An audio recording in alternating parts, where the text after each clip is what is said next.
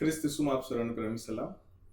આજે લેન્ટનો 29મો દિવસ અને નિયોગશાસ્ત્ર પાઠ છે લુકની લખેલી સુવાર્તા, તેનો 22મો અધ્યાય અને 1 થી 6 વચન.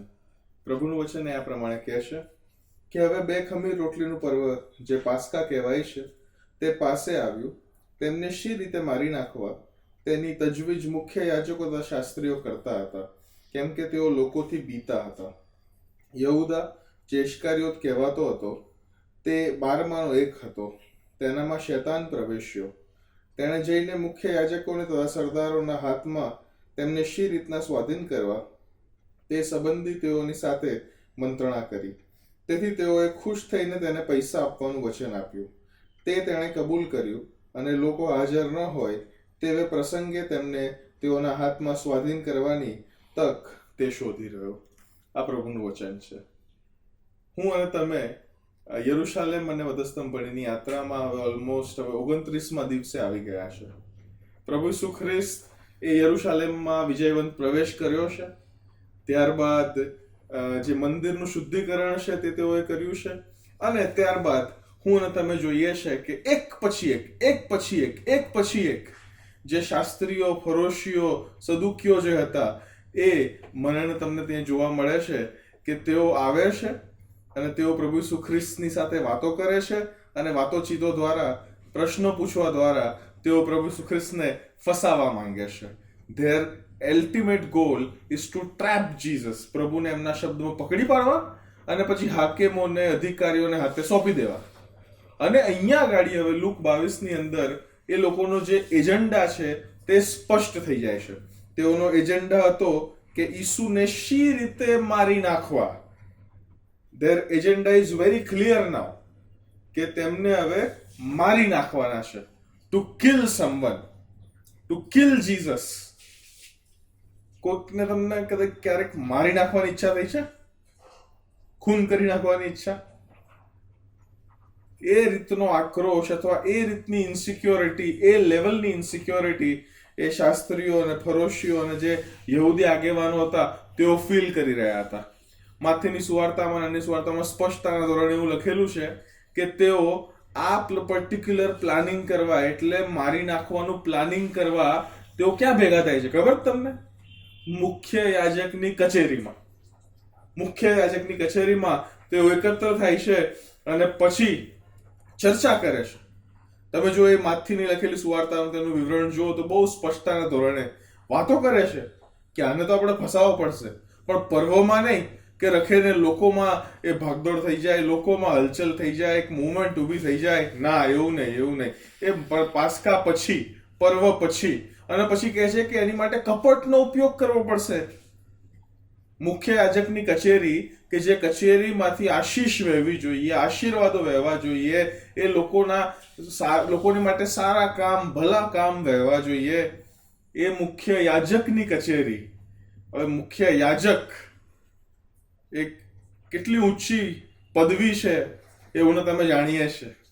અને એ મુખ્ય યાજકની એ કચેરી એ આશીર્વાદનું કારણ બનવાની જગ્યાએ કોઈકને, એક નિર્દોષ લોહીને કપટથી મારી નાખવાનું ષડયંત્ર કરવાની એ કચેરી બની જાય છે મારા વાલાઓ. The purpose of that office is corrupt. એ જે પદવી છે, જે ઓફિસ છે, જે કચેરી છે, એનો હેતુ હવે ભ્રષ્ટ થઈ ચૂક્યો છે. કેમ કે what was the purpose of a high priest? એ મુખ્ય યાજકનો મેઇન રોલ શું હતો?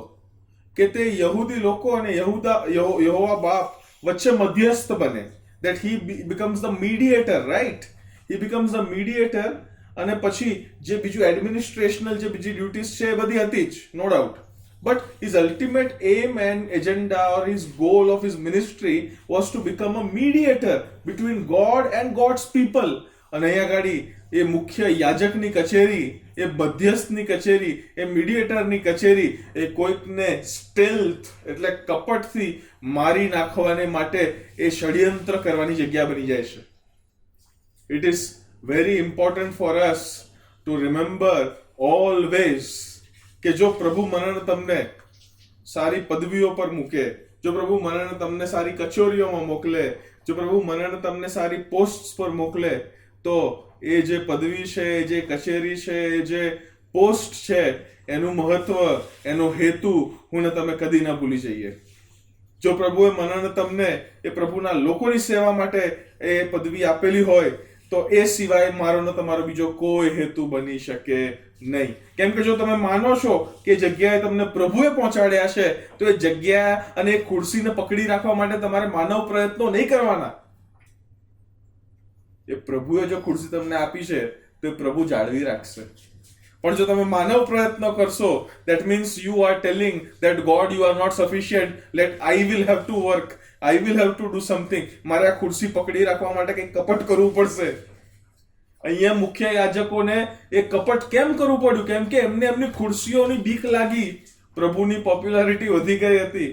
પ્રભુ ચમત્કારો પર ચમત્કારો કરતા હતા. પ્રભુ કોઈની વાતોમાં નતા પકડાતા. પ્રભુ ઈસુ ખ્રિસ્તનું ફેન ફોલોઈંગ વધી ગયું હતું. અને મુખ્ય યાજકની કચેરીમાં તેઓ ઈસુને કપટથી મારી નાખવાના માટે ભેગા થાય છે. કપટથી મારી નાખવાના માટે. Agenda clear, two kill. અને એમાં બી એક કે બે નહીં, ઘણા બધા. આન્નાસ, કાયાફાસ અને આખું સનહેદ્રીન અને જે યહૂદી આગેવાનો તે બધા એકત્ર થાય છે અને તેઓ ઈસુને મારી નાખવાના માટે ષડયંત્ર કરે છે. કયા એલિગેશન્સ, કેવી રીતના કરવું, શું કરવું, શું નહીં કરવું, એ બધું જ. અને બધાની વચ્ચે એમને લોકોની બીક હતી. વાય? કેમ કે આ બધું પણ તેઓ લોકો માટે કરતા હતા. લોકો ઈસુ બહુ કરવા લાગ્યા હતા. લોકોને ઈસુની પાછળ બહુ જવું હતું. એટલા માટે જ લોકો આ યહૂદી આગેવાનો આ કરી રહ્યા છે અહીંયા ગાડી.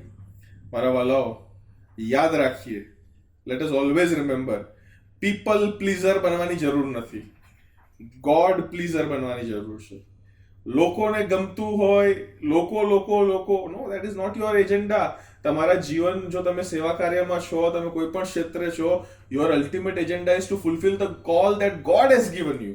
કેમ કે મારા તમારા જીવનમાં જે તેડા છે પ્રભુએ મને તમને આપેલા છે. અને કેમ કે પ્રભુએ આ તેડા આપેલા છે, માટે પ્રભુને પ્લીઝ કરવો અથવા પ્રભુને આનંદ અપાવવો અથવા પ્રભુને સેટિસ્ફાય કરવા, ધેટ ઇઝ અવર એજન્ડા.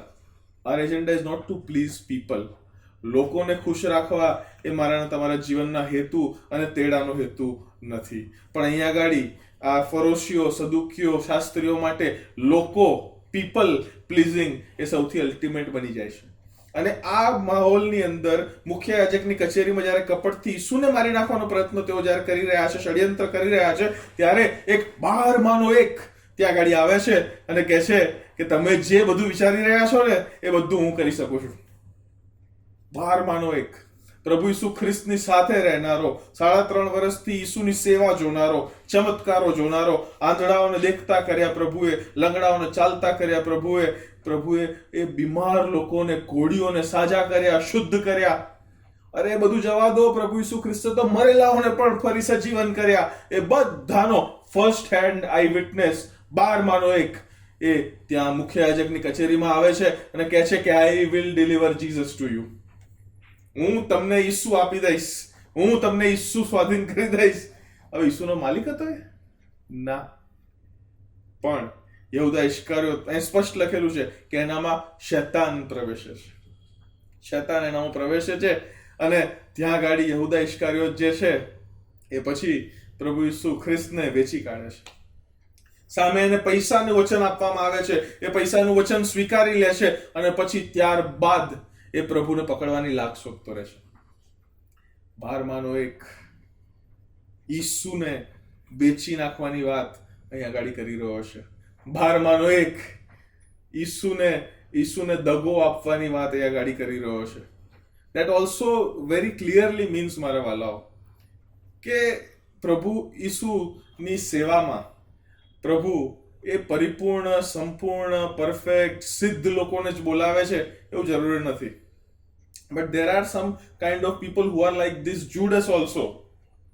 પણ એ યહૂદા પાસે પણ અવારનવાર એટલા બધા ઇન્સ્ટન્સીસ અને એટલા બધા પોસિબિલિટીઝ અને એટલા બધા ઓપોર્ચ્યુનિટીઝ હશે કે તે ફરી પાછો ઈસુ તરફ વળી જાય. રાઈટ? કેમ કે 12માંનો એક હતો, ડાયરેક્ટ પ્રભુ સાથે કોન્ટેક્ટ હતો. બટ એનું હૃદય પણ પ્રભુએ એ ફારૂનની માફક કઠણ કરેલું. મારા વાલાઓ, let me tell you one very clear thing, કે યહૂદા ઇસ્કારિયોત ઈસુની સાથે રહીને, ઈસુને સામે જોઈને, ઈસુના ચમત્કારોનો અનુભવ કરીને, અરે પ્રભુ ઈસુનો ફાઇનાન્સ સંભાળનારો વ્યક્તિ હતો, પણ છતાં પણ ઈસુને ઓળખી શક્યો નહીં. His condition was much worse than the Pharisees, Sadducees and the scribes. ફરોશીઓ, સદુકીઓ અને શાસ્ત્રીઓ તો ઈસુને પ્રભુ જ નતા માનતા, પણ આ તો પ્રભુ પ્રભુ કહીને.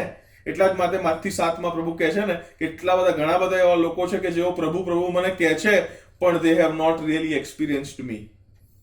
Let us remember one thing, કે યરુશાલેમ અને વધસ્તંભણીની યાત્રામાં જો આજે પણ ખાલી એ જીભ વડે પ્રભુ પ્રભુ કર્યું હોય ને, તો એ બંધ કરીને હૃદયથી પ્રભુ પ્રભુ કરવાનું ચાલુ કરીએ અને પ્રભુની પ્રભુતાને આપણે આપણા જીવનમાં આવરી લઈએ. યહૂદા ઇસ્કારિયોત તે કરી નહોતો શક્યો, અને માટે જ એ માલિકનો માલિક થઈને માલિકને વેચવા નીકળી ગયો. સમજો છો તમે? It is very important for you and me. પ્રભુ ઈસુ ખ્રિસ્ત જ્યારે યરુશાલેમ અને વધસ્તંભણીની યાત્રામાં અલગ લોકોને મળે છે, અહીંયા ગાડી બહુ ઇમ્પોર્ટન્ટ કેરેક્ટરનું વિવરણ મારે તમારા માટે કરવામાં આવેલું છે. 12માંનો એક, વન અમોંગ ધ 12, એ પ્રભુનો સોદો કરી નાખે છે. મારા વાલાઓ, આવો હું ને તમે પણ પ્રભુનો સોદો કરનારા ન બનીએ. જો પ્રભુએ મને તમને માનવંત જગ્યાએ મૂકેલા છે, જો પ્રભુએ મને તમને માન અને સ્થાન આપેલું છે, તો એ માન અને સ્થાનનો જે હેતુ છે એને હું ને તમે પકડી રાખીએ.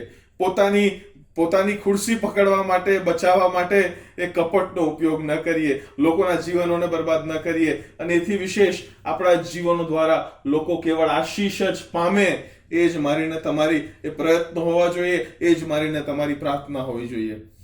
આપણે સેલ્ફલેસ થવાનું છે. અવારનવાર કહેતો આવ્યો છું, એ ક્રિશ્ચિયન જર્ની એટલે સેલ્ફિશથી સેલ્ફલેસ થવું, એટલે સ્વાર્થીથી સ્વનકારી થવું. That is the Christian journey, અને એમાં હું તમે આગળ વધી રહ્યા છે. Let us put our self aside and let us carry the cross and follow Jesus, કે હું તમે ઈસુ જેવા બનતા જઈએ. પ્રભુ આપ સર્વને આશીષ આપો. આમેન.